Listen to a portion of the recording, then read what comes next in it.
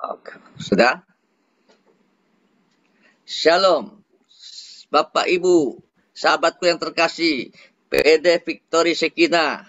Mari kita mau belajar firman Tuhan. Sekarang ini saya akan share dulu ya, supaya kita akan belajar firman Tuhan pada malam hari ini, sehingga kita boleh diberkati Tuhan. Dan saya mengambil satu tema, di saat badai taufan mengamuk. Paling tidak enak kalau dikatakan ada taufan di dalam hidup kita, ada badai dalam hidup kita. Ya, bulan yang lalu saya dengar di Hong Kong, apa bulan ini kalau nggak salah, bulan-bulan ini kalau nggak salah di Hong Kong, begitu luar biasanya ada typhoon yang mengerikan.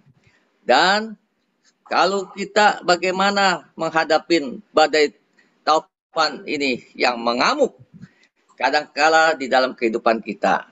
Maka itu kita mau belajar hari ini bahwa di dalam Markus pasal 4 ayat 35 hingga 41 ini firman Tuhan berkata, yuk kita simak baik-baik ya, bahwa bagaimana perjalanan pada saat itu murid-murid dengan Tuhan Yesus yang ada di atas perahu. Nah, firman Tuhan kita baca mulai dari ayat 35. Pada hari itu, waktu hari sudah petang, Yesus berkata kepada mereka, marilah kita bertolak ke seberang. Ini ajakan Tuhan Yesus nih ya, bahwa setelah dia memberitakan kabar baik, menginjil di pinggir danau itu, dan ketika sudah hari petang, mereka mulai berduyun-duyun pulang ke rumah masing-masing. Orang banyak itu, akhirnya Yesus mengajak murid-muridnya ke seberang. Dan di dalam ayat 36, mereka meninggalkan orang banyak itu, lalu bertolak dan membawa Yesus beserta dengan mereka dalam perahu di mana Yesus telah duduk dan perahu-perahu lain juga menyertai. Jadi di sini kita bisa melihat murid-murid Tuhan Yesus nih, yang 12 ini mengiring Tuhan Yesus. Masing-masing ada perahunya. Jadi mereka berangkat ke seberang. Dan apa yang terjadi?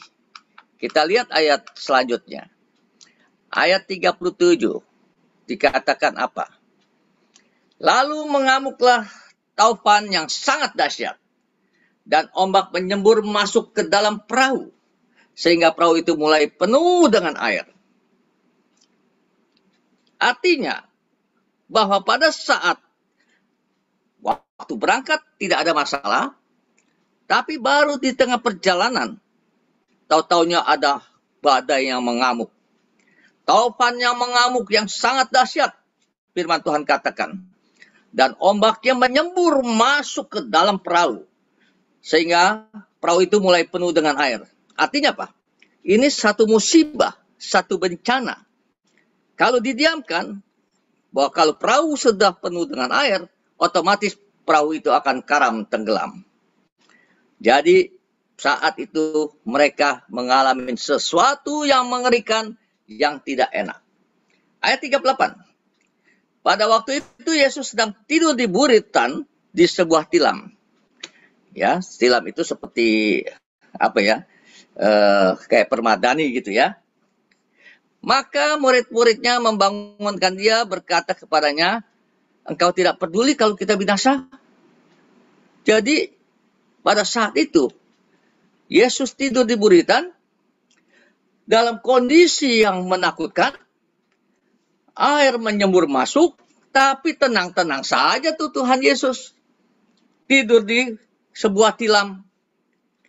Dan akhirnya kita bisa melihat murid-muridnya kalang kabut. Semakin takut dia. Karena dia merasakan satu angin yang begitu kencang. Ya, gelombang makin tinggi. Air menyembur masuk ke perahu. Artinya itu satu malapetaka akan terjadi. Maka itu murid-muridnya langsung, tidak pikir panjang lagi, dia langsung membangunkan Yesus. Dan saat itu Yesus berkata kepada mereka,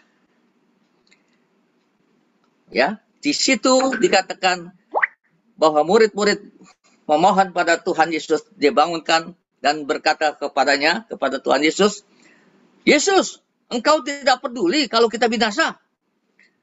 Artinya, keadaan itu begitu genting. Keadaan itu begitu mengerikan. Keadaan itu membuat mereka jadi takut. Selanjutnya kita lihat apa? Di dalam ayat 39. Ayat 39, firman Tuhan berkata apa? Ia, yaitu Yesus, bangun, menghardik angin itu, dan berkata kepada danau itu, diam, tenanglah. Lalu angin itu reda, danau itu menjadi teduh sekali. Oh, luar biasa bukan? Bahwa Tuhan Yesus menghardik angin ribut. Tuhan Yesus berkata, tenanglah danau. Maka danau itu menjadi teduh. Bapak, Ibu, sahabatku yang terkasih, kalau mungkin yang sudah pergi ke Israel, akan tahu itu danau. Danaunya cukup besar. Ya, karena saya pernah pergi ke sana. Pada saat di danau itu pada waktu kami di dalam perahu, itu ada burung-burung camar ngikutin. Ribut burung camar itu. Dan angin mulai kencang. Angin mulai kencang. Dan di situ saya melihat, oh ini tempat waktu Tuhan Yesus dengan murid-muridnya di dalam perahu. Dan apa yang terjadi ketika itu burung-burung pada masuk pada saat masuk ke dalam perahu, ya, langsung dia terbang lagi hanya untuk mengambil remah-remah. Jadi kami pada waktu itu pakai biskuit, lempar, langsung disambar sama burung camar itu. Indah begitu keadaannya. Tapi kita bayangkan ketika itu angin ribut yang besar itu datang, bagaimana keadaan? Pastikan terombang-ambing. Pastikan itu perahu akan goyang kiri kanan. Bahkan mungkin naik turun. Karena dikatakan itu gelombangnya besar. Air masuk lagi. Waduh, menyeramkan.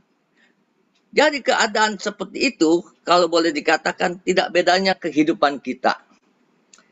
Dan apa yang terjadi? Setelah Tuhan Yesus berkata, diam, tenanglah. Di dalam ayat selanjutnya, ayat 40. Lalu Yesus berkata kepada mereka. Mereka ini siapa? Adalah murid-murid Tuhan Yesus. Kalau boleh saya katakan hari ini juga, artinya firman Tuhan ini, Yesus berkata kepada kita semua. Dikatakan begini, ketika pada saat menghadapi masalah itu yang datang, yang mengerikan, menakutkan, murid-murid semua ketakutan. Maka itu Tuhan Yesus berkata, mengapa kamu begitu takut? Mengapa kamu tidak percaya? Wah, ini pertanyaan sebenarnya sangat tajam. Nyelekit sebenarnya kalau dikatakan. Kalau kita orang yang dekat sama Tuhan, kita yang boleh dikatakan hari-harinya nih, murid Tuhan Yesus bersama-sama nih dengan Tuhan Yesus. Bahkan dia melihat bagaimana dan dia boleh bangga bagaimana Tuhan memilih mereka. Yang pertama kali murid-muridnya dipilih, yang sekitar 12 orang ini. Bahkan juga di dalam Markus ini dikatakan dalam pasal 2-nya itu ada ditulis di situ bahwa Tuhan Yesus memanggil murid-murid ini bahkan menjadi rasul. Artinya otomatis dia sudah diberikan kekuatan, power. Tapi apa yang terjadi? Dia sudah ikut menginjil dengan Tuhan Yesus, mengiringin Tuhan Yesus. Dia sudah lihat juga mujizat-mujizat pada saat itu terjadi. Di mana Tuhan Yesus menyembuhkan orang-orang sakit. Dan kenapa? Sudah dekat sama Tuhan Yesus, sudah bersama-sama dengan Tuhan Yesus. Dan juga pada saat itu di perahu ada Tuhan Yesus. Lain kalau Tuhan Yesusnya nggak ada. Betul nggak? kita masih ragu. Waduh, selamat gak nih? Pasti kita teriak-teriak sama Tuhan. Tapi ini Tuhan Yesus ada di situ. Tapi mereka masih ketakutan. Maka itu, ini kata-kata yang nyelekit sebenarnya, menegur murid-murid pada waktu itu. Ya, bahwa mengapa kamu takut? Mengapa kamu tidak percaya? Dan selanjutnya, ayat 41. Mereka menjadi sangat takut dan berkata kepada seseorang lain, siapakah gerangan orang ini sehingga angin dan danau pun taat kepadanya? Oh, dahsyat luar biasa. Waktu itu saya di Israel, di dalam danau itu, kan ada angin mulai kencang. Gelombang udah mulai bisa menyembur. Bur. Ada sebagian masuk ke dalam perahu. Ya, karena gelombangnya udah mulai besar. Anginnya rada kencang. Saat itu ada hamba Tuhan bilang, yuk kita nikmatin keadaan ini sambil baca firman Tuhan. Nah, firmannya yang ini disampaikan. Dan akhirnya pada saat itu, di dalam ayat 39 itu, ini si hamba Tuhan berkata, ia bangun, Yesus bangun, menghardik angin itu dan berkata kepada danau itu, diam, tenanglah. Sampai dia tunjuk itu danau, ya, si pendeta ini. Diam, tenanglah. Tiba-tiba itu taunya kayak saya seperti tidak ada angin.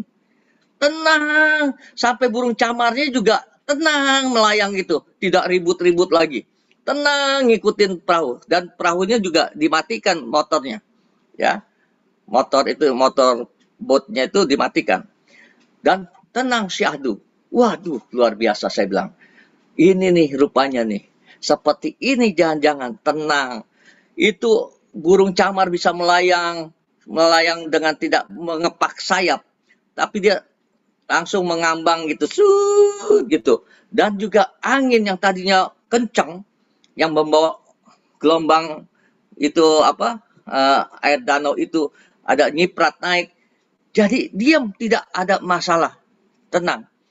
Saya bilang, wah, bagaimana ya kalau waktu itu keadaan yang lebih dahsyat lagi, tapi Tuhan dengan wibawanya. Diam, tenanglah. Luar biasa bukan? Maka tidak heran murid-murid berkata, siapakah gerangan orang ini? Nah, sahabatku, jadi kita harus tahu sebenarnya siapakah Tuhan Yesus itu. Murid-murid walaupun pada waktu itu mengikut Tuhan Yesus, ya, belajar memberitakan kabar baik bersama-sama. Tapi apa yang terjadi ketika berkaitan dengan badai taifun, ya, badai taufan yang mengamuk? Seringkali juga dalam kehidupan kita, sahabatku, dalam kehidupan kita nih, kan banyak gelombang, banyak masalah. Sepertinya itu gelombang angin ribut yang menerpa. Sahabat, kalau boleh saya katakan, kita kan sudah baca firman Tuhan berkaitan dengan badai taufan yang mengamuk ini. Seringkali kita pun pernah dan mungkin sedang alami, ya, di antara Bapak Ibu ini. Cerita ini berkaitan apa? Murid-murid Yesus yang mendampingin Yesus. Dia beritakan kabar baik. Atau dikatakan artinya kalau sekarang ini penginjilan. Yesus menginjil kepada orang-orang banyak. Dan murid-murid mengikuti, mengiringin Yesus. Dan banyak juga murid-murid melihat bagaimana pengajaran-pengajaran Yesus tentang bagaimana dia sampaikan firman. Banyak ada perumpamaan-perumpamaan yang bagus sekali artinya. Dan sehingga Yesus di samping itu bukan hanya berbicara tok. Tapi ketika ada orang sakit, ada orang yang dikatakan membutuhkan pertolongan, luar biasa. Tuhan nyatakan mujizatnya. Ya. Itu masih di dalam pasal 4 ke depan. Jadi dari pasal 2, pasal 3 kita lihat bagaimana pelayanan pekerjaan Tuhan yang dicatat oleh Markus ini. Ketemu orang kusta sembuh, tahir. Ketemu lagi pada saat itu Tuhan Yesus lagi memberitakan kabar baik di salah satu rumah. Tahu-taunya apa yang terjadi? Ada orang lumpuh yang mau masuk, gak bisa. Rumahnya begitu penuh orang. Jadi orang yang mengusung orang yang lumpuh ini gak bisa masuk. Sehingga sampai dari atap dia turunkan itu. Wow, luar biasa. Kesatuan imannya itu sehingga menggugah hati Tuhan Yesus. Maka orang lumpuh itu sembuh total. Nah, selanjutnya kita lihat apa? Yang lebih juga kita lihat yang seringkali orang takut menghadapin. Ya, orang takut menghadapin. Contohnya apa? Menghadapin ketika ada orang yang dirasuk setan. Bahkan setan ini dikatakan namanya Beelzebul. Beelzebul itu adalah penghulu, ya, penghulu setan ini namanya Beelzebul. Jadi bukan setan biasa saja yang masuk, tapi Tuhan dengan wibawanya mengusir, enyah kau, dan keluar dari tubuh orang itu. Artinya kita lihat siapakah gerangan orang ini. Ternyata Tuhan Yesus adalah Tuhan.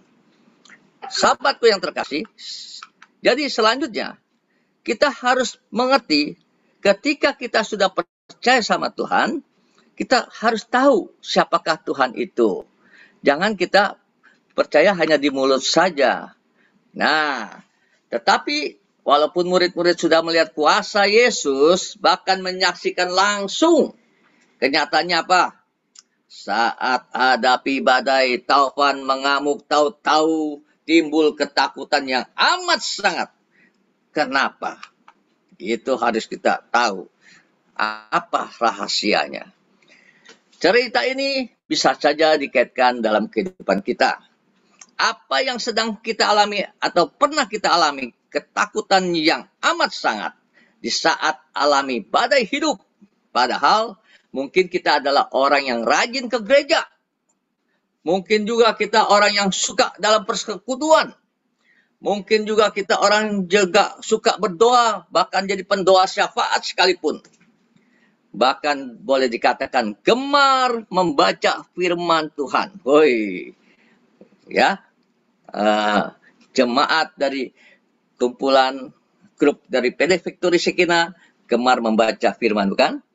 Nah, tapi kita harus betul-betul simak firman Tuhan hari ini.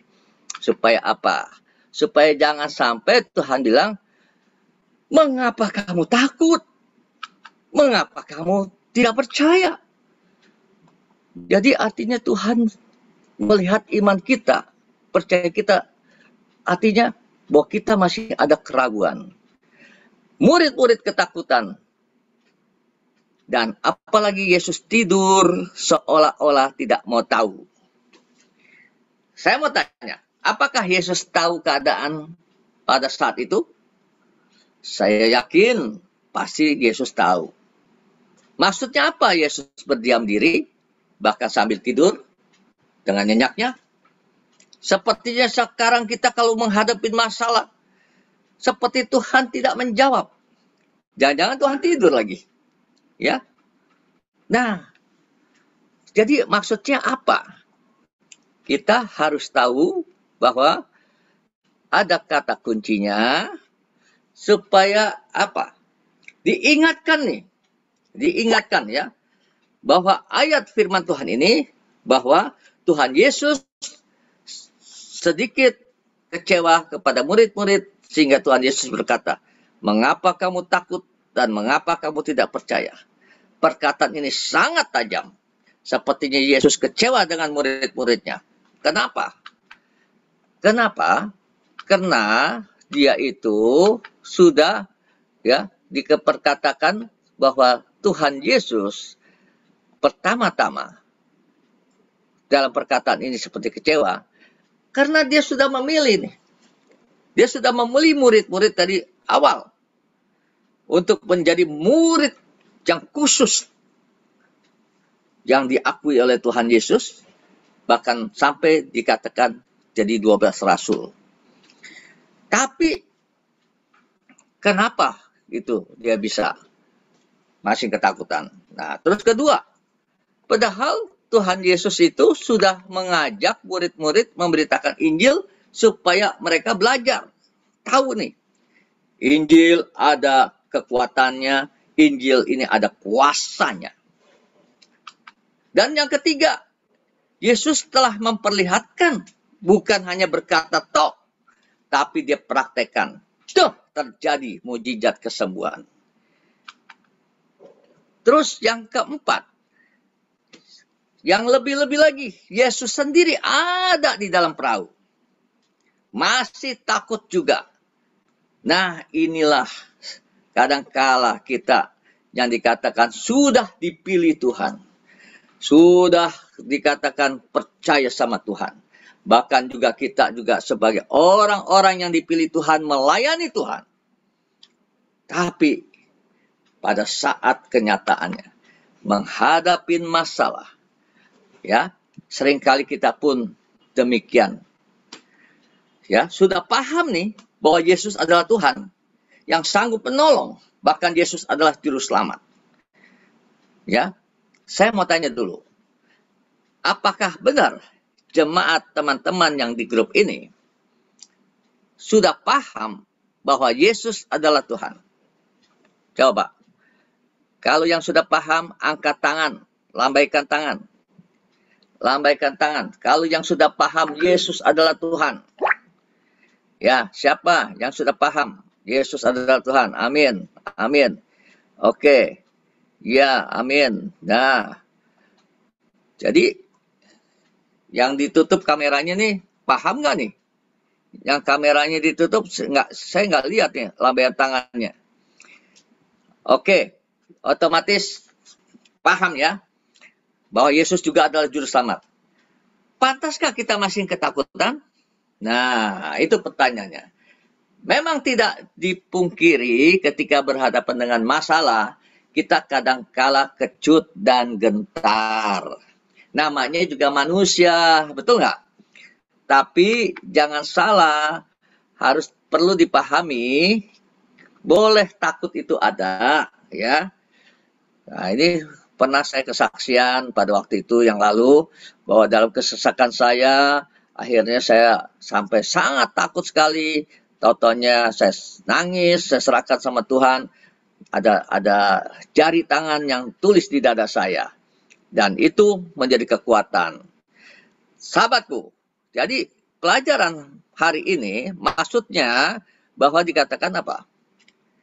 Kalau begitu apa yang harus kita lakukan? Kita kalau sudah paham Yesus adalah Tuhan, dan kita baca firman Tuhan, bagaimana mujizat-mujizat terjadi.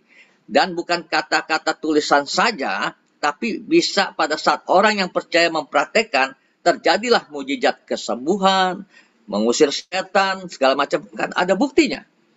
Ya, kalau pada waktu itu kan murid-murid baru pertama kali, baru mengikuti, istilahnya baru berapa minggu, berapa bulan lah itu kan, yang sedang lagi Tuhan Yesus mengajar. Nah, kalau kita ini yang sudah percaya Tuhan Yesus, ada yang 1 tahun, ada yang 2 tahun, ada yang juga seumur hidup, yang hidupnya kita ini yang sudah percaya, karena sudah banyak baca firman, sudah dengar firman, pasti kita sudah mengerti lebih jauh daripada murid-murid pada waktu itu. Nah, pertanyaannya sekarang, kalau begitu, apa yang harus kita lakukan? Ya, saya mau mengajak sahabat, sebelum saya masuk dalam pengajaran selanjutnya, saya pengen tahu dari sahabat, apakah ada kesaksian pribadi tentang pada saat ketakutan, menghadapi masalah. Dan ujung-ujungnya kadang-kadang ketakutan itu akhirnya kita bisa lewati, kan? Nah, ini kesaksian ini bisa berbagi buat kita. Sebelum saya lanjutkan, nanti ada 3 hal yang akan saya kasih tahu. Tapi sebelumnya saya ingin sahabat semua ini coba berbagi. Inilah yang namanya sharing kita. Bahwa tema hari ini, di saat badai taufan mengamuk, maka apa yang harus kita lakukan ketika saat itu kita menghadapi badai? Kan kita sudah dibilang orang yang percaya. Nah, Atau bagi mereka, teman-teman yang lagi sedang mengalami, belum ada jawaban, nanti kita bisa kasih jelas. Atau yang sudah sama sekali pernah ngalamin begitu ketakutannya, tapi ujung-ujungnya toh sekarang tidak apa-apa, bahkan merasakan bagaimana jawaban Tuhan sudah ada. Ya, ayo. Sebelum saya lanjutkan, masing-masing kasih kesaksian. Oke, Yuni, silakan Yuni. Ya, salam semua. Shalom. Salam yang lain. Ya. Dewi juga, ya. Saya pernah mengalami ketakutan Om. Dimana waktu itu saya ada masalah di tempat kerja saya lama. Akhirnya saya tumbang, saya di PHK, terus saya merasa ketakutan. Habis itu saya 1 bulan, 2 bulan saya cari pekerjaan sana ke sini, saya sambil berdoa dan Tuhan juga belum jawab. Nah, terus saya juga terus-terusan beberapa bulan, akhirnya saya bisa diterima di tempat kerja ini Om. Saya udah berapa banyak, ya saya udah berapa banyak saya taruh lamaran saya di kantor juga, di rasa mana semua. Tapi Tuhan taruh saya di tempat ini supaya saya bisa menjadi berkat buat bos saya, buat usaha bos saya. Amin. Ya, dimana sih dalam saya ketakutan karena umur saya udah tua, umur saya udah 40, mungkin nggak ya masih bisa diterima gitu, karena di tempat yang lain saya agak susah karena ada umur 25, saingan saya umur 25, 30 aja agak susah. Tapi sekarang saya bersyukur sama Tuhan, dimana Tuhan masih baik sama saya, masih care sama saya, Tuhan menolong saya di saat saya ketakutan banget Om, karena saya buat bayar sekolah, buat bayar kos, saya ketakutan. Kalau saya nggak kerja gimana ya Tuhan? Saya nggak bisa bayar apa-apa ini. Saya juga pusing gimana. Karena saya kan tulang punggung buat anak saya juga, kakak-kakak saya juga. Akhirnya ya Tuhan kasih tempat ini buat saya supaya saya bisa kerja. Saya juga mau jadi berkat buat bos saya. Itu aja sih Om. Ternyata Tuhan pasti menolong ya. Jadi kalau saya melihat bahwa Yuni dalam ketakutan itu, tapi Yuni mengandalkan Tuhan ya. Ya Om, betul. Saya berdoa. Walaupun kurun waktu berjalan, tidak langsung spontan doa itu kan? Ya betul Om. Nah, seperti Tuhan Yesus tidur di tilam. Kita berdoa, Tuhan Yesus tidur di tilam. Nah, kurun waktu berjalan, nah inilah tujuannya. Kenapa Tuhan biarkan pada saat itu malapetaka itu datang? Padahal kan Tuhan sudah tahu pasti ada badai. Bisa saja Tuhan hindarkan itu badai. Nah, tapi semua itu Tuhan ingin melihat murid-murid, sudahkah mengerti firman? Sudahkah mengerti apa yang firman yang ditaburkan untuk memberitakan Injil? Dan juga sudahkah mengerti siapakah aku yang sudah memberikan kesembuhan mujizat-mujizat? Sebenarnya murid-murid pada waktu itu harusnya percaya. Betul nggak? Nah, kalau orang yang kehilangan percayanya sama Tuhan, timbul ketakutan yang amat sangat. Makanya Tuhan sedikit kecam. Ya. Nah, nyelekit tuh kata-katanya. Mengapa kamu takut? Mengapa kamu tidak percaya? Aku ada di tidur kok ada di sama-sama kamu. Kalau seandainya terjadi ini memang harus tenggelam. Ya Tuhan Yesus kan pasti tenggelam dong. Tapi mana mungkin Tuhan Yesus bisa tenggelam? Nah, karena pikiran manusia pada waktu itu yang dipakai oleh murid-murid. Seperti wah tenggelam nih. Waduh gimana Tuhan Yesus nih? Waduh, bisa celaka nih, kita binasa nih. Jadi dia belum berpikir Tuhan Yesus itu siapa. Makanya ketika Tuhan Yesus menghadir, diam, tenanglah. Di situ makanya mereka, siapakah gerangan ini? Waduh. Kadang-kadang juga kita ini meragukan kuasa Tuhan. Dan yang terlebih lagi, saya tahu Yuni itu maunya instan. Doa ini hari, besok dapat jawaban. Betul nggak? Iya. Tapi kan Tuhan uji. Dikasih waktu agak panjang. Tetapkah engkau berseru sama aku? Oh, maksudnya Tuhan. Apakah engkau tetap percaya sama aku? Gitu. Sepertinya seolah-olah Tuhan Yesus diam, tidur, tidak mau jawab. Tapi buktinya Yuni sekarang sudah berkata bahwa Tuhan sudah nyatakan mujizat buat Yuni. Amin. Amin. Karena Yuni selalu berharap terus kepada Tuhan. Amin. Amin, Om. Jadi ketakutannya sudah langsung diobati dengan Tuhan. Amin. Oke, terima kasih.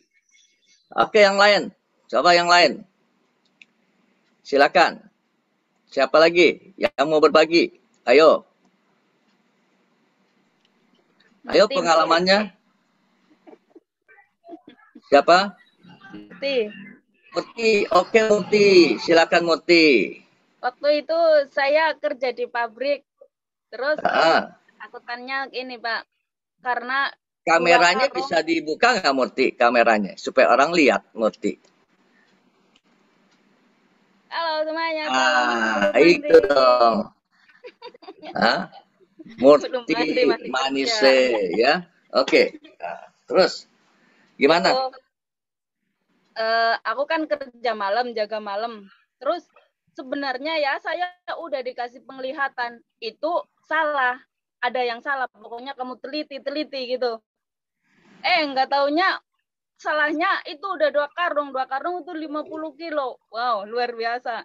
Nah, di dalam ketakutan itu mungkin Tuhan ingin menguji apakah aku mau jujur sama kecangnya, sama atasannya gitu. Atasnya mandor gitu kan, dia yang menguasai gitu.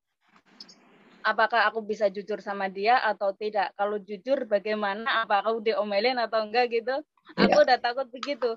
Aku berdoa, ya Tuhan, ini bagaimana? Engkau sudah memperingatkan aku, udah ngasih penglihatan, tapi aku tetap nggak mau itu jalan ke sana, tapi sampai 2 karung ini bagaimana? Terus pagi-paginya Kecang datang, aku langsung ngomong sama dia. Aku minta maaf, aku kerjanya ada yang salah. Udah gitu bukan sedikit lagi, aku bilang gitu, 2 karung. 2 karung. Terus gini, dia bukannya marah, malah dia ketawa-ketawa gitu. Udah gitu, pas dia ada waktu senggang, dia bantuin aku bongkar, terus aku jahit lagi gitu. Oh puji Tuhan, dia mau bantuin aku sampai habis, sampai selesai bongkar itu jahitannya.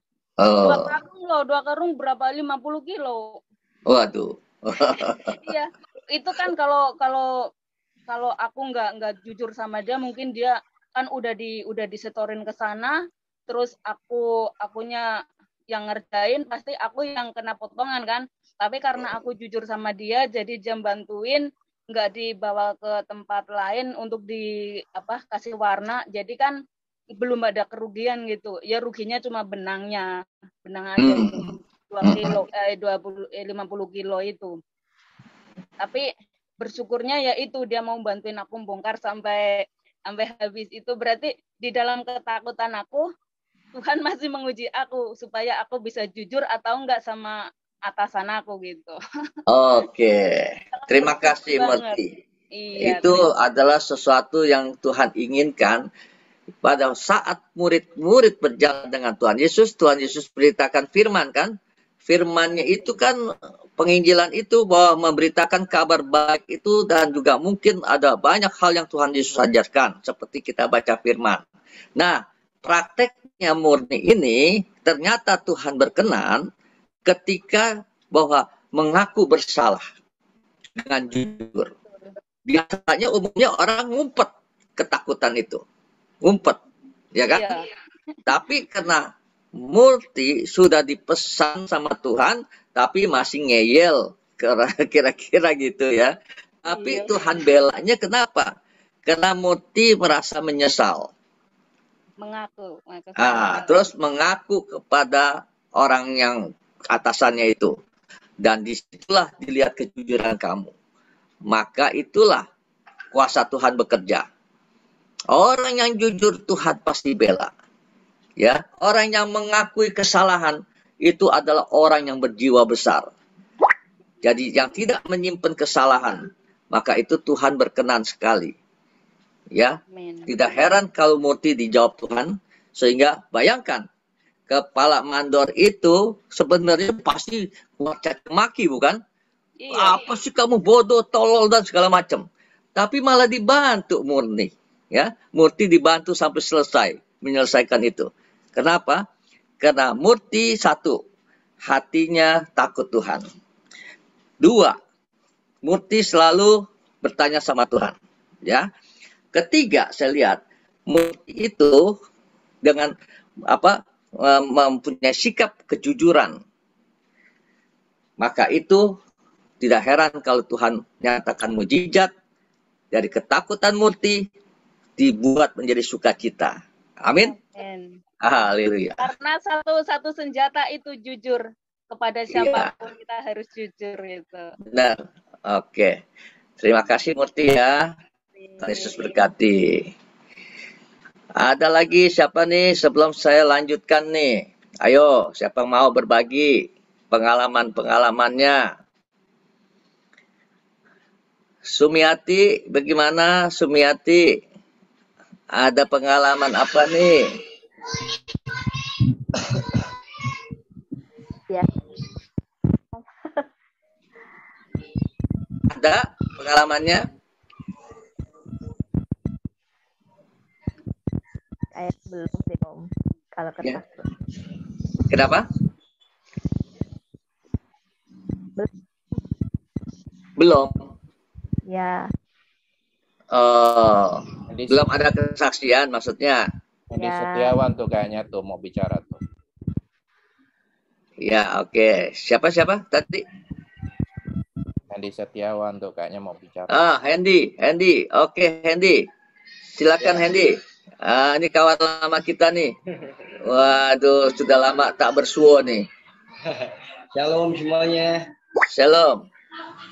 Ya, saya mau menyaksikan saksian buat diri saya nih dalam waktu 2 bulan ya. 2 bulan ini ya. Memang benar waktu ada permasalahan besar sih. Jadi sampai saya merasa takut gitu. Semuanya kena semua lah, sampai keluarga saya juga sampai kena. Sampai goyang juga, jatuh juga ke dalam dosa gitu ya. Saya tanya-tanya ke orang pinter, karena waktu saya pertama kali saya datang ke Tuhan nggak ada reaksi. Padahal bukan nggak ada reaksi, yang tadi bilang Pak Andreas bilang itu sebenarnya Tuhan nggak tidur, tapi namanya manusia maunya instan Pak, cepat jawabannya gitu. Iya. Sampai saya ke orang pintar bilang nggak mungkin kembali segala macam. Udah pusing dah kita ya. Sampai saya diancam sama yang punya barang nih Pak. Kan kita kan main motor Pak. Oh. Sampai yang punya motor ini bilang katanya kan 28 unit Pak. Motor diambil orang gitu Pak. Cuman gara-gara kelalaian saya sih yang saya salah gitu. Oh gitu. Iya, sampai mau dilaporin sama polisi gitu Pak. Pas saya udah tanya ke orang pintar, saya udah kemana-mana dah. Sampai buang-buang duit juga itu jatuhnya Pak. Akhir-akhirnya Pak, ada suatu malam Pak, saya sadar gitu Pak, bahwa apa yang saya lakukan ini semua salah. Saya ketemu ayat di Yeremia 17 ayat 5 Pak. Iya, mengandalkan manusia, kekuatan sendiri. Betul.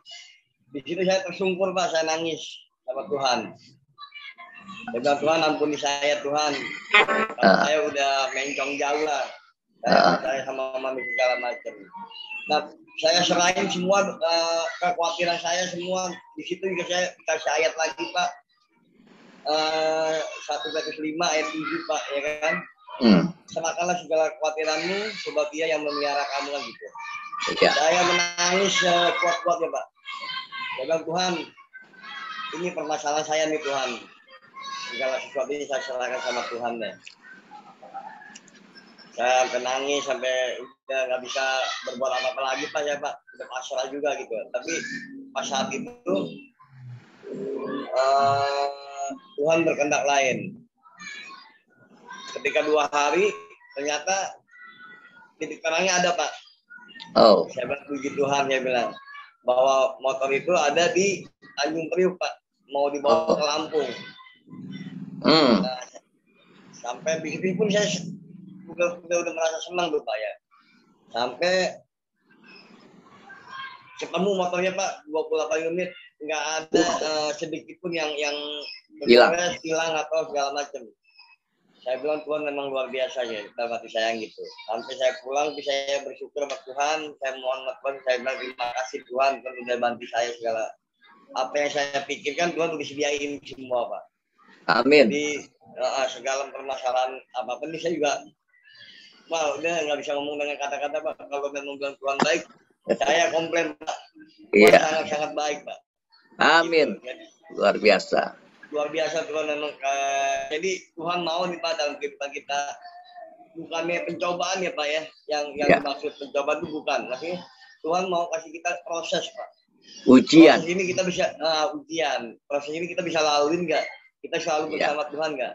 Kalau kita nggak bersama Tuhan, ya begini akibat kayak saya gini Pak. Kesana sini ke Pulau Jawa, buang-buang gitu nggak nol sini. Oke. Kesini saya. Biar semuanya diberkati lah. Oke. Terima kasih Hendy ya, luar biasa kesaksiannya ya.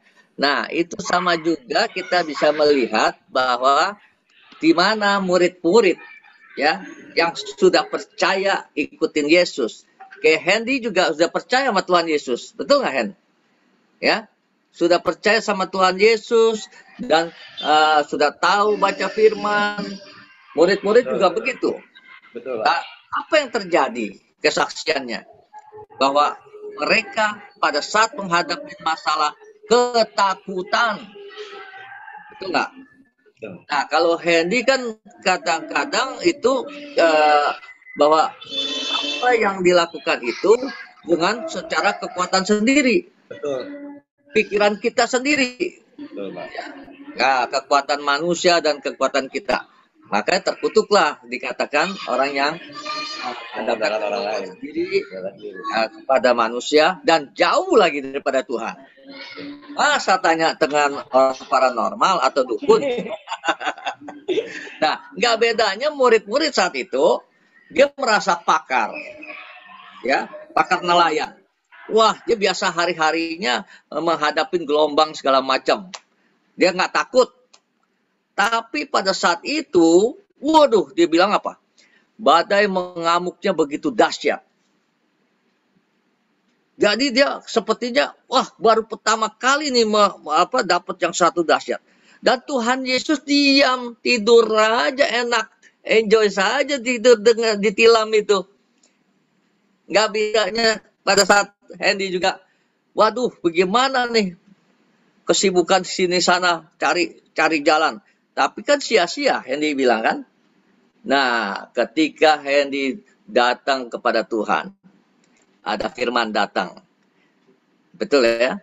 Nah, serahkanlah khawatirmu pada Tuhan, maka Tuhan yang bertindak. Ya. Nah, itu juga pada saat itu murid-murid datang kepada Tuhan Yesus akhirnya. Yesus, bangun. Masa kan kau biarkan ini akan binasa kita? Gitu kan? Nah, artinya apa? Murid-murid ingat tuh baru Yesus tuh ada di situ. Nah, jadi Hendy juga ingat pada saat itu ada firman datang, baru Hendy berlutut sama Tuhan. Betul nggak? Betul, Pak. Hanya itu luar biasa. Mujizat terjadinya apa? Badai yang mengamuk. Bagi Hendy itu badai yang mengamuk. Betul nggak? Bisa masuk penjara tuh. Benar, Pak. Masuk penjara lagi tuh. Tapi Tuhan bilang, diam, tenang. Tuhan buat jadi masalah jadi selesai. Itu nggak gampang itu bisa ketemu lagi 28 orang. Wah, itu mujizat terjadi, Hen. Amin. Makanya Betul, harus sama Tuhan ya. Betul, Pak. Nah, jangan main-main lagi. Jangan sampai goyang untuk datang lagi ke paranormal atau ke dukun. Oke? Enggak, Pak. Iya, Tuhan berkati. Terima kasih Hendy ya. Iya, Pak. Oh, dahsyat luar biasa kesaksiannya. Sahabatku yang terkasih dalam Tuhan, bagaimana? Apakah masih ada satu lagi?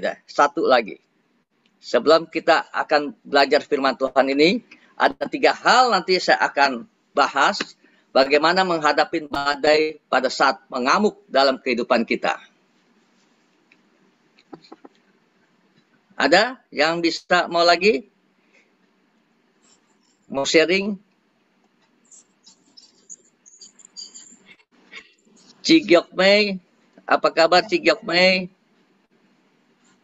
Kabar baik Pak. Tadi sorry ya, tadi lagi ada behesan datang kita nggak enak ngejum. Oh iya. Gimana kabarnya, baik ya? Baik. Ada kesaksian nggak Cik Gyok Mei? Wah belum siap Pak. Belum siap, oke. Iya. Oke, selamat bergabung ya Ci ya. Ya. Ada Sebenarnya lagi? mulai dari jam berapa sih Pak mulainya?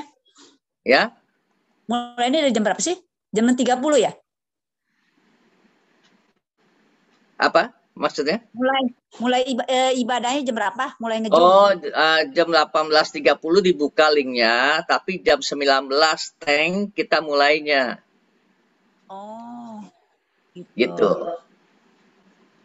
Saya setiap kali kalau ngikut kayaknya nggak ada melulu. Hah? Nggak ada melulu? Nggak ada. Masa?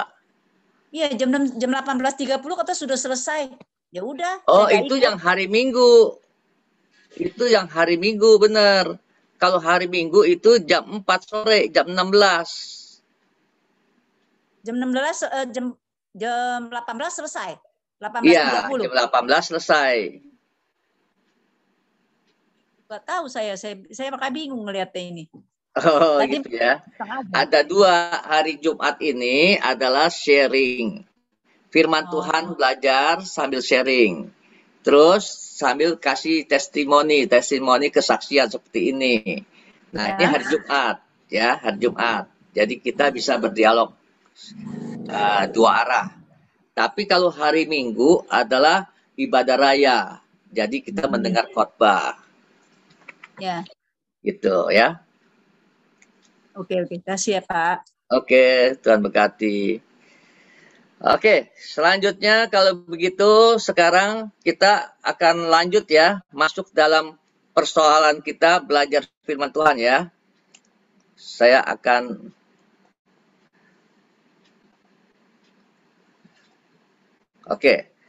jadi kita lanjutkan bagaimana kita pada saat menghadapi badai taufan mengamuk. Kalau begitu apa yang harus kita lakukan? Nah, yang pertama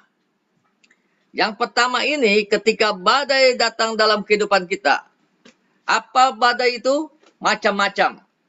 Mungkin musibah, bencana, mungkin malapetaka, kebangkrutan ekonomi, usaha kita. Mungkin juga kesehatan kita terganggu, sakit penyakit yang dikatakan mengerikan ya jenisnya. Jadi semuanya itu seperti badai yang sedang menerpa hidup kita. Mungkin rumah tangga kita diambang kehancuran. Itu satu badai yang sedang mengamuk dalam kehidupan kita.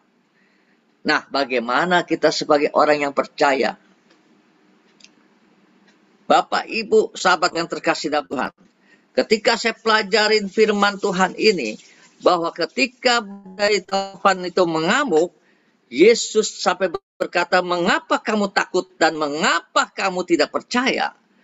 Itu supaya kita jangan sampai terjadi perkataan itu dalam hidup kita, maka kita belajar malam hari ini.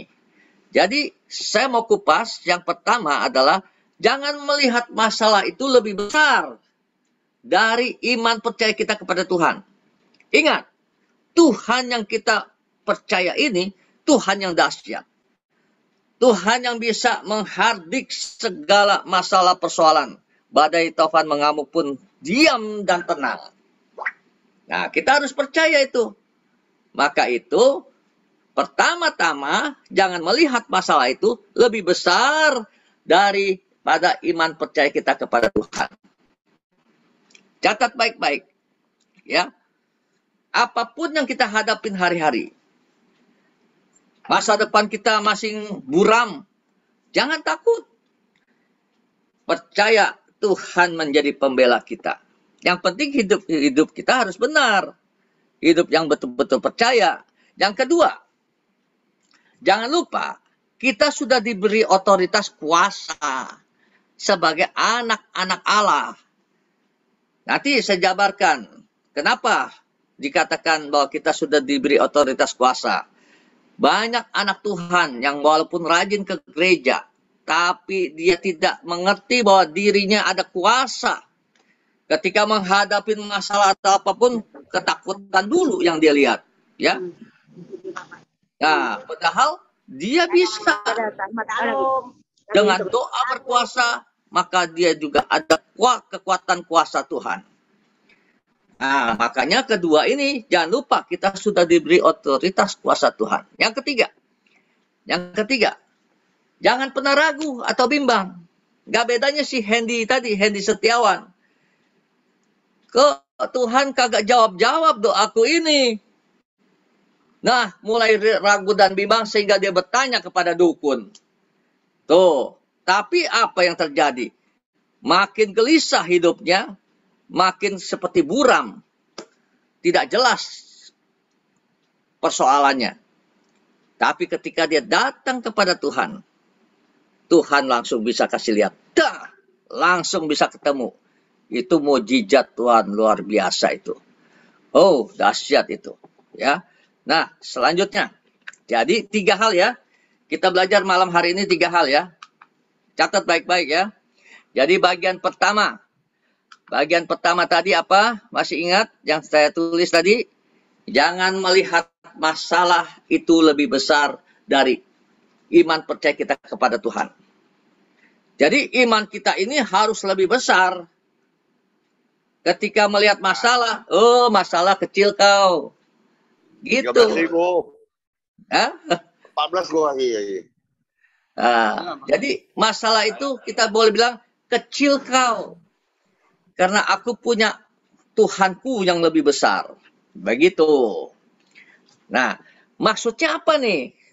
Supaya bagian pertama ini jangan melihat masalah itu lebih besar daripada percaya kita kepada Tuhan. Maksudnya, supaya apa nih? Orang yang demikian, kalau sampai dia melihat masalah itu lebih besar, maka percaya dah, orang itu akan timbul ketakutan. Timbul ketakutan yang amat sangat. Walaupun dia orang percaya sekalipun, walaupun dia orang gereja sekalipun yang setia, walaupun juga dia pelayan Tuhan, ketika kalau dia melihat masalah lebih besar, maka akan datang ketakutan. Beda dengan orang yang tidak melihat masalah itu besar. Walaupun besar, menurut ukuran manusia itu besar. Tapi ada lagi kita percaya kepada Tuhan yang lebih besar. Amin. Maka itu ada kekuatan khusus. Jadi kita tidak takut. Tapi orang yang melihat masalah itu lebih besar, maka akan timbul ketakutan. Kedua, dia akan hilang harapannya. Jadi ketika ketakutan, jadi dia hilang harapan. Aduh, mati dah gua nih. Habis dah gua nih, seperti Hendy tadi bilang, bisa-bisa gua masuk penjara lagi nih. Waduh, bisa hilang harapannya. Harapan yang ingin sukses, ingin bahagia, ingin sesuatu yang mapan untuk kehidupan rumah tangga. Kok jadi begini lagi? Nah, untung dia langsung berbalik dengan cepat. Dan untung juga ada firman Tuhan datang dalam hidupnya. Coba kalau dia tidak dekat sama Tuhan, firman belum tentu bisa datang kepadanya. Nah, yang ketiga, orang yang masalah itu lebih besar, kadang-kadang dia lupa ada power supranatural ketika kita percaya sama Tuhan, sudah diberikan otoritas kuasa. Nanti ada ayatnya ya, kita belajar ya, bahwa supaya betul-betul bahwa kita ini harus apa yang harus kita sikapin. Keempat, ketika kalau sudah hilang harapan, karena lupa kita ada kekuatan yang berasal dari Tuhan, kita sudah tidak percaya diri lagi. Nah, ketika tidak percaya diri, nggak heran katakan tadi kesaksian si Hendy. bahwa dikatakan dia lari ke dukun. Karena dia tidak percaya diri, padahal dia ada kuasa.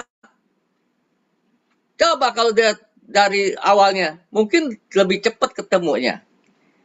Tapi semua itu biarlah menjadi kemuliaan Tuhan makin besar dalam hidup Hendy. Dan Hendy makin boleh percaya hari ini. Luar biasa. Ya. Yang kelima, ketika tidak percaya diri akan tawar hati. Coba tolong ada satu yang buka Alkitabnya. Ada nggak Alkitabnya? Amsal 24 ayat 10. Tolong baca satu. Segera. Jangan lama-lama. Ayo. Amsal 24 ayat 10. Siapa yang dapat buka ininya, suaranya dibuka.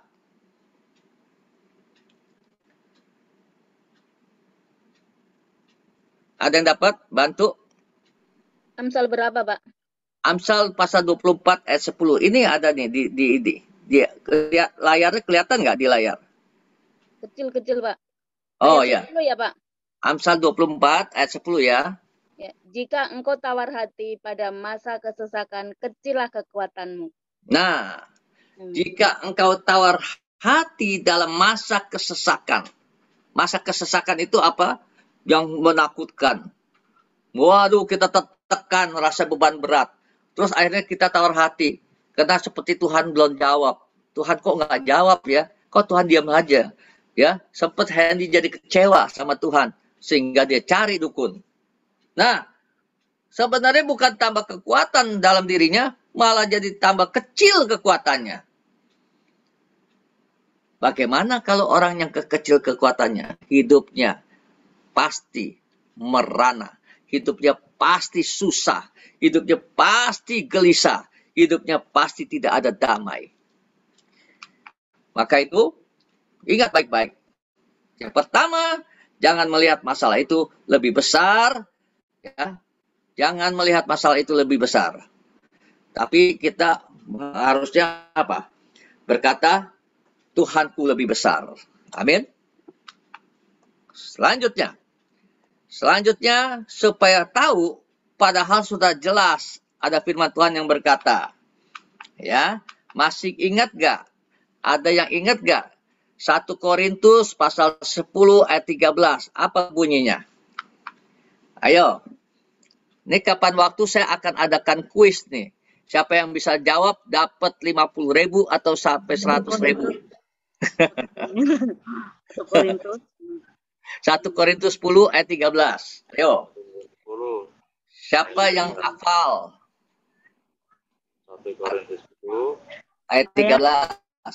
1 Korintus 1 ayat 1 Korintus 1 pasal 10 ayat 13 bunyinya, pencobaan yang kamu alami ialah pencobaan biasa yang tidak melebihi kekuatan manusia, sebab Allah setia dan karena itu ia tidak akan membiarkan kamu dicobai melampaui kekuatanmu. Kamu dicobai, ia akan memberikan kepadamu jalan keluar sehingga kamu dapat menanggungnya. Amin. Amin. Jadi kita harus tahu bahwa Tuhan kita dahsyat. Tuhan tidak pernah memberikan pencobaan-pencobaan yang kamu alami, yang kita alami, ialah pencobaan-pencobaan biasa, Tuhan katakan. Ya. Jadi kalau ada apapun masalah beban berat itu, bahwa itu tidak akan melebihi kekuatan manusia, melebihi kekuatan kita. Dan lagi yang luar biasanya, sebab Allah itu, Tuhan kita itu setia. Dan karena itu, Tuhan ini tidak akan membiarkan kamu dicobai. Tuh, ya. Makanya Hendy dikasih jalan sama Tuhan. Yuni dikasih jalan sama Tuhan. Luar biasa. Murti dikasih jalan sama Tuhan. Luar biasa. Jadi Tuhan itu langsung ambil alih karena dia lihat bahwa sungguh-sungguh engkau mengandalkan aku. Sungguh-sungguh hatimu melekat pada aku. Sungguh-sungguh engkau melakukan apa yang aku ajarkan. Ya. Bahwa Yuni percaya terus sama Tuhan. Pasti Tuhan buka jalan. Terus Murti. Tuhan kasih lagi pertolongan karena dia melakukan kejujuran. Dan Hendy ketika firman datang padanya dan dia langsung berbalik, menangis, menyesal, dan berdoa pada Tuhan mulai pada saat itu. Dan apa yang terjadi? Disitulah saatnya bahwa pada waktu kamu dicobai, Ia akan memberikan kepadamu jalan keluar. Tuh, sehingga kamu dapat menanggungnya. Amin. Dahsyat bukan? Tepuk tangan dulu buat Tuhan Yesus. Ayo. Ayo, siapa yang merasa Tuhan Yesus dahsyat? Ya. Seperti Pak Alex juga Tuhan Yesus sudah berikan. Salam Pak. Salam. Shalom, ya. Baru gabung ya? Udah 15 menit. Udah 15 menit Pak Pendeta Andreas. Ya, ikutin aja ya. Ikutin aja. Pulang kampung Pak. Ya. Oke. Nah, sekarang kita lanjut bagian kedua ya. Jadi ingat ya tadi ya, bahwa Tuhan itu tidak akan memberikan pencobaan. Tuhan tidak akan mencobai kita, ya. Nah, terus bagian kedua ini, jangan lupa, ya, bagian kedua ini. Jangan lupa kita sudah diberi otoritas kuasa. Jadi orang-orang yang percaya, saya mau lihat siapa orang percaya di sini, angkat tangan. Yang percaya lambaikan tangan. Amin. Ya, semua ya, amin. Luar biasa. Ya, tuh, mana lagi? Yang di taman mana? Oh, Maria Rizal. Ya. Oke. Nah, jadi di situ ya, Ibu Maya Narua yang teman-teman ya, yang di taman ya. Oke, Tuhan Yesus berkati. Nah, yang bagian kedua ini, jangan lupa kita sudah diberikan otoritas kuasa. Percayakah Anda saat ini sudah memiliki kuasa Tuhan? Ayo, siapa yang percaya angkat tangan? Amin. Percaya ya, Tuhan sudah berikan kuasa ya. Oke, kita lanjut. Pertanyaannya, oleh sebab apa kita sudah diberikan kuasa Allah? Nah, jadi jangan ngomong doang nih, aku sudah diberikan kuasa Tuhan. Ya, karena ada firman Tuhan. Tapi apakah betul kita sudah diberikan kuasa Allah? Nah, kita juga harus tahu, ya. Jangan asal aja kita ngomong. Di saat kita percaya Yesus adalah juru selamat, ada ayatnya, ada firman Tuhannya. Saat itu juga kita telah dimeteraikan oleh Roh Kudus. Ketika Roh Kudus turun kepada orang percaya, karena dimeteraikan oleh Roh Kudus, kita lihat ayatnya. Ayo. Tolong baca, ayo cepat tolong baca. Siapa yang bisa baca? Ayo Bu. Baca Efesus 1 ayat 13. Ada yang ada ayatnya. Efesus itu 1 ayat 13 beginilah bunyi firman Tuhan, di dalam Dia kamu karena kamu telah mendengar firman kebenaran, yaitu Injil keselamatanmu. Di dalam Dia kamu juga ketika kamu percaya dimateraikan dengan Roh Kudus yang dijanjikannya itu. Amin.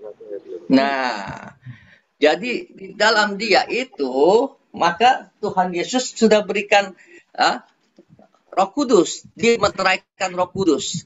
Nah, ketika sudah dimeteraikan Roh Kudus, oleh karena apa? Oleh karena kita percaya. Ya, firman Tuhan bilang tadi kan, oleh karena kita percaya kepada Tuhan, maka di situ dikatakan apa? Di dalam Dia kamu juga karena kamu telah mendengar firman kebenaran. Percayanya ini adalah karena kita mendengar firman. Firman kebenaran adalah Injil. Ya, Alkitab yang kita baca ini. Ya, Injil keselamatan. Di dalam Dia juga, di dalam Kristus maksudnya, kamu juga ketika kamu percaya, maka saat itu juga Roh Kudus itu memeteraikan. Itu menjadi satu jaminan. Nah, apa kaitan dengan kuasa? Yuk kita lanjut sekarang. Karena tadi kita sudah diberikan meterai Roh Kudus, artinya Roh Kudus sudah turun kepada kita. Amin. Dan setelah menerima Roh Kudus, apa yang terjadi? Nah, baca lagi. Kisah Para Rasul 1 ayat 8. Disinilah jawabannya. Apakah kita sudah diberikan kuasa, otoritas dari Tuhan? Ayo baca Kisah Para Rasul 1 ayat 8. Kisah Para Rasul 1 ayat 8, beginilah firman Tuhan. Tetapi kamu akan menerima kuasa kalau Roh Kudus turun ke atas kamu, dan kamu akan menjadi saksiku di Yerusalem dan di seluruh Yudea dan Samaria dan sampai ke ujung bumi. Amin. Amin. Jadi tetapi kamu akan menerima apa? Menerima kuasa. Kenapa? Kalau Roh Kudus turun ke atas kamu. Amin. Amin, amin, amin, amin. Haleluya. Haleluya. Tuhan Yesus dahsyat. Ada kuasa bagi anak-anak Tuhan. Amin. Amin. Itu. Makanya kita harus belajar firman Tuhan dengan benar. Ya. Amin. Bukti diberikan kuasa setiap orang percaya ada tandanya. Jadi bukan pendeta saja yang punya kuasa. Ya. Nah, coba yuk. Orang-orang percaya itu seperti bukannya pendeta, tapi dia percaya kepada Tuhan Yesus, ya. Tapi dia punya kuasa. Yuk, Markus 16 ayat 17 sampai 18. Baca. Ayat jelas. Aduh cepat. Cepat. Markus 16 ayat 17 sampai 18, beginilah firman Tuhan. Siapa yang percaya dan dibaptis akan diselamatkan, tetapi siapa yang tidak percaya akan dihukum. Tanda-tanda ini akan menyertai orang-orang percaya. Mereka akan mengusir setan-setan demi namaku. Mereka akan berbicara dalam bahasa-bahasa yang baru bagi mereka. 18. Mereka akan memegang ular, dan sekalipun mereka minum racun maut, mereka tidak akan mendapat celaka. Mereka akan meletakkan tangannya atas orang sakit, dan orang sakit itu akan sembuh. Amin. Amin. Sudah diberikan kuasa. Orang apa? Tanda-tandanya orang percaya. Bukan di Alkitab ditulis, oh tanda-tandanya orang pendeta, tanda-tandanya orang yang rasul, tanda-tandanya orang yang apa? Imam. Bukan. Tapi orang percaya kepada Tuhan Yesus Kristus, maka dia dimeteraikan oleh Roh Kudus. Ketika dimeteraikan oleh Roh Kudus sudah turun dalam hidupnya. Dan Roh Kudus turun dalam hidupnya, maka diberikan kuasa sebagai anak Allah. Amin. Jadi disitulah bagi ibu-ibu yang ada di taman atau siapa saja yang ada yang ikut sekarang ini, percaya. Ketika kamu doakan orang sakit pasti sembuh. Amin. Amin. Amin. Harus percaya ya bahwa Tuhan sudah berikan otoritas kuasa. Yang penting hidupnya harus kudus. Amin. Jangan kita berbuat dosa, maka nggak ada kuasa. Ya. Oke. Kita lanjut sekarang. Lanjut. Jadi tidak ada alasan, boleh dikatakan tidak ada alasan lagi bahwa kita takut menghadapi badai. Apa lagi firman Tuhan berkata demikian nih. Ya. 2 Timotius 1 ayat 7. Oh, ini luar biasa nih firman. Jadi Tuhan memberikan kepada kita, coba apa? 2 Timotius 1 ayat 7. Dia tidak akan memberikan kamu roh ketakutan. Coba, yuk baca yuk. Siapa yang bisa baca? 2 Timotius 1 ayat 7. Ayat 7. Ya. Timotius 1 Baca. ayat 7. Baca ini deh. Sebab Allah bunyi firman itu kencang deh. Sebab Allah memberikan kepada kita bukan roh ketakutan, melainkan roh yang membangkitkan kekuatan, kekasih, dan ketertiban. Ya, stop. Jadi ini catat baik-baik ya. Sebab Allah memberikan kepada kita nih, ya. Ingat, catat baik-baik. Bahwa Tuhan memberikan kepada kita bukan roh ketakutan. Karena tadi ketika Roh Kudus sudah ada otoritas kuasa. Dan ketika otoritas kuasa ada, roh ketakutan sudah tidak ada lagi. Karena kuasa Tuhan yang ada. Dan di situ tanda-tandanya, kalau Tuhan sudah memberikan kepada kita Roh Kudus, maka orang itu dia tidak ada roh ketakutan lagi, bahkan dia melainkan mempunyai roh yang membangkitkan semangat, ya, dan ada kekuatan yang baru. Bahkan juga dikatakan lagi memiliki kasih dan ketertiban hidup kita. Tidak lagi amburadul, tidak lagi ugal-ugalan, tidak lagi menyakitkan hati orang, tidak lagi merugikan orang lain. Pokoknya hidupnya tertib, baik, ya, punya kasih. Tadinya pelit setengah mati, sekarang kita bisa mengasihi. Amin. Haleluya. Ada amin, sahabatku? Amin. Amin. Amin. Itu dong. Tuhan. Ah, ya, jadi selanjutnya sekarang bagian ketiga, yang terakhir. Ya, jangan lupa ya. Satu, jangan lihat masalahmu lebih besar, tapi berkata Tuhanku lebih besar. Ya. Kedua, jangan lupa bahwa kita sudah diberikan kuasa. Nah, sekarang ketiga, jangan pernah ragu atau bimbang. Kalau kita ragu atau bimbang, maka kita akan dibawa terombang-ambing. Makanya seperti kesaksian Hendy tadi, dia sampai sempat terbawa arus, ya, karena ragu sama Tuhan, seperti Tuhan tidak menjawab. Jadi masalahnya kalau Tuhan menjawab itu tepat pada waktunya.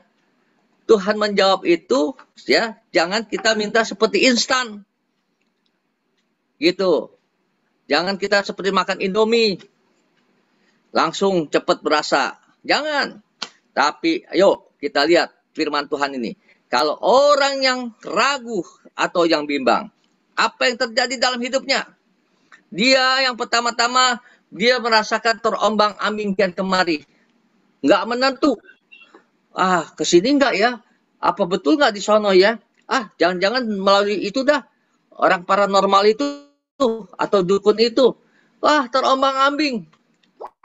Nanti ke pendeta aja dah. Pokoknya dia terombang-ambing. Kenapa? Ragu dan bimbang. Padahal dia orang percaya Tuhan Yesus. Murid Tuhan Yesus kalau boleh dikatakan. Karena sudah rajin ke gereja. Sudah bisa baca firman. Dan juga bisa berdoa. Selanjutnya, kita lihat apa yang terjadi. Yang kedua, akhirnya tidak mendapat jawaban dari Tuhan.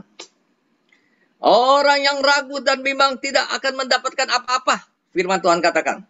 Itu di dalam Yakobus 1 ayat 6-8 ya. Itu tertera di situ. Ya. Bahwa di sini menandakan bahwa dia tidak ada ketenangan. Bingung soalnya. Bagaimana nih terjadinya begini? Aduh, aku nanti dipecat, aku nanti bisa harus tanggung jawab, masuk penjara lagi atau gimana? Wah, tidak tenang, gelisah, bingung. Ya. Nah, selanjutnya, kalau sudah begitu, mulai deh terombang kian kemari kan, hilang arah.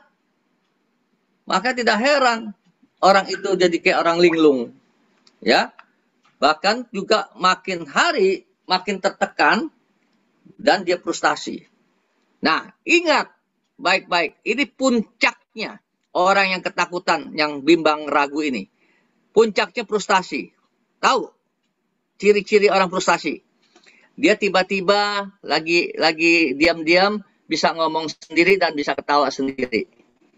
Dan kalau diajak ngomong sama teman atau sama siapa saja, ngomongnya kita tujuannya ke A, dia bisa ke tujuannya ke B, ke C, dan lain-lain. Tidak nyambung. Itu orang frustasi.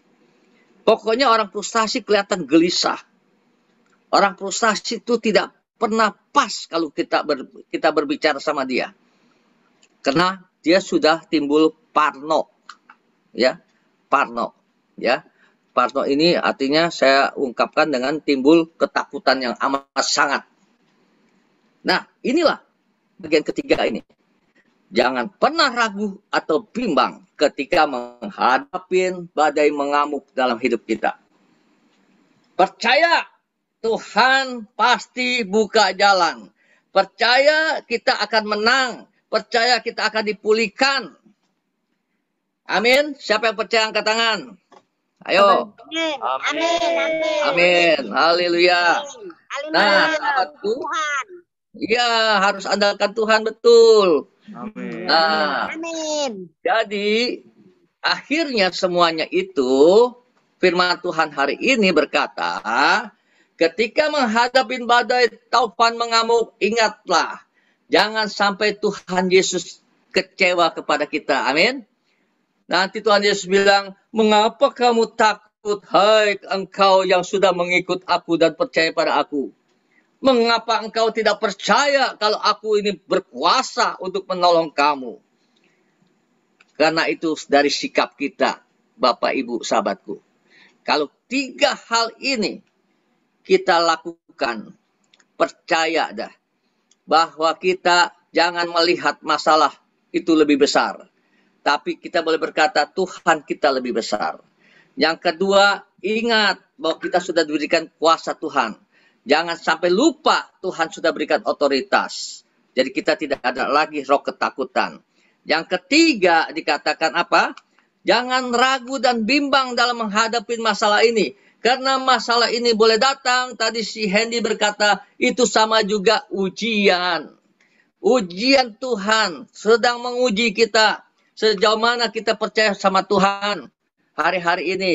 Karena banyak hal bahwa ketika kita ngomong percaya, tapi disitulah diujinya. Seperti murid-murid diuji. Ya, sudah ikut Yesus, sudah menginjil, sudah melihat mukjizat. Tapi ketika datang bencana malapetaka di depan dia, wah, dia kalang kabut. Dia mengatasi dengan kekuatan dia. Dia kenal, dia pakar, dia pikir pakar. Tuhan Yesus kan tukang kayu, dia pikir. Ya, kalau si Petrus dan teman-teman kan nelayan yang pakar. Wah, dia berusaha mengatasi sendiri.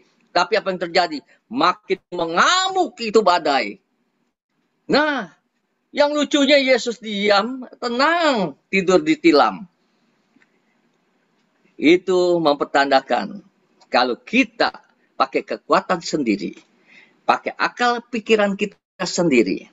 Yeremia 17 ayat 5 katakan, terkutuklah orang yang mengandalkan kekuatannya dan mengandalkan manusia dan jauh daripada Tuhan.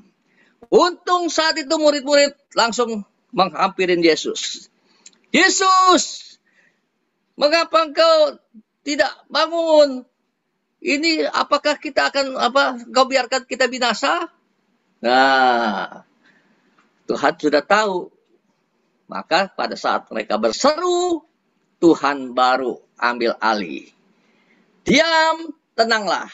Demikianlah, Bapak, Ibu, sahabatku yang terkasih dalam Tuhan Yesus. Hari-hari ini, siapa yang ada masalah, yang pada saat ini seperti badai sedang mengamuk dalam hidupnya. Baik penyakit, baik masalah keuangan, baik rumah tangga, baik apa saja yang sepertinya tidak enak dalam hidup kita. Percaya hari ini, Tuhan sudah bangun. Sudah berkata, diam, tenanglah, hai badai yang ada dalam hidupmu. Dan akhirnya menjadi teduh dan mujizat-mujizat kita alamin. Amin. Haleluya. Thanks for you all.